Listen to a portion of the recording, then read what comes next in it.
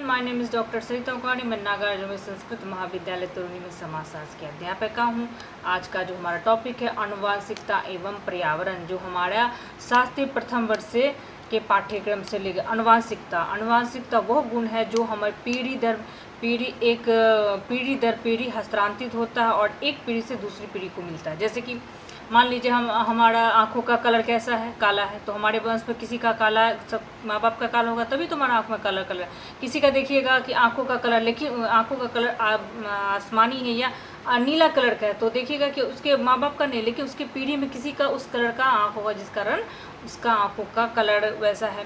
किसी का देखिएगा IQ बहुत लेवल अच्छा होता है, किसी का कम होता है। ये किसी की हाइट लंबी होती है, किसी की हाइट छोटी होती है, किसी का कलर कैसा होता है और किसी का अच्छा होता है, ब्लैक होता है, किसी का वाइट होता है। ये क्या होता है? अनुवांशिकता है। ठीक है, ये आपको पीढ़ी दर पीढ़ी हस्तांतरित यानी आपको जीन के द्वारा प्राप्त हुआ है। इसमें आप इसका कोई भी लेना देना, एजुकेशन किसी चीज़ से लेना देना, ये आपको पीढ़ी दर पीढ़ी आपको उस जीनों के द्वारा, आपको या माता पिता हो, दादा, किसी के जीनों के द्वारा आप पे हस्तांतरित वो गुण आपको मिला है।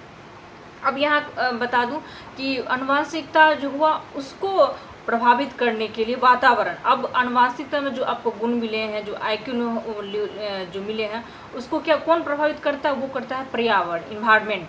ये दोनों गुत्थी है, ये दोनों एक तरह से ऐसा उलझा हुआ, दोनों इस तरह से गुथा हुआ है। आप इन दोनों को निकाल के किसी बच्चे का विकास की कल्पना नहीं कर सकते। किसी बच्चे का या किसी व्यक्तित्व का विकास इन दोनों के बिना नहीं हो सकता। ये दोनों होंगे ही तभी व्यक्तित्व का विकास होगा, बच्चों का सही से विकास। अनुवांशिकता है, मान लीजिए जैसे पेट्रोल और कार का संबंध है, बिना पेट्रोल का कार नहीं चल सकता, उसी तरह जब तक इंजन नहीं होगा तो गाड़ी नहीं चले। इसलिए अनुवांशिकता और पर्यावरण दोनों ही गुथे हुए हैं। ठीक है, अब पर्यावरण क्या है? मान लीजिए अनुवांशिकता में किसी बच्चे का IQ जो लेवल है बहुत ही हाई है, ठीक है, बहुत ही तेज है, बहुत प्रखर बुद्धि है, लेकिन उसको उस तरह का वातावरण नहीं मिलता है, उस तरह का पर्यावरण नहीं मिल पाता है, उस तरह का माहौल नहीं मिल पाता, उस तरह का परिवार नहीं मिल पाता, तो क्या उसका वो पृथक बुद्धि होने के बाद सही से विकास कर नहीं, ऐसा नहीं हो सकता, ये संभव नहीं है। उसी तरह अगर कोई बच्चा का अनुवांशिक गुण है कि उसका IQ लेवल बहुत तेज़ ना हो, बहुत बेहतर ना हो, लेकिन फिर भी ठीक ठाक हो, अगर उसको सही वातावरण मिले, सही माहौल मिले, तो बच्चे का क्या होता है? IQ बढ़ेगा। वो अपने विकास के लिए सोचेगा, नहीं भाई मेरा वो उसको जो इतना इन्वायरमेंट, अच्छा वातावरण मिलेगा तो अपने आप में उसका डेवलपमेंट बढ़ेगा, उसका विकास बढ़ेगा। यही इसी कारण कहा जाता है अनुवांशिकता के गुण होने के साथ साथ पर्यावरण का भी बहुत जरूरी है किसी भी बच्चे के लिए, किसी बच्चे के विकास के लिए।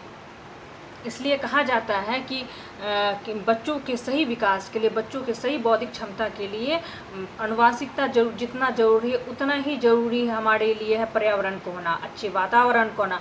अनुवांशिकता तो आपका जीन के द्वारा आता है, लेकिन पर्याप्त माहौल, अच्छा वातावरण जो हमको मिले, तो कोई भी कम IQ का बच्चा हो, उसको अच्छे सा वातावरण मिले तो वो अपना विकास कर सकता है। ठीक है, इन दोनों का रहना बहुत ही ज़रूरी है। ये हम दोनों ही रहेंगे तभी बच्चों का सही तरह से विकास हो पाएगा।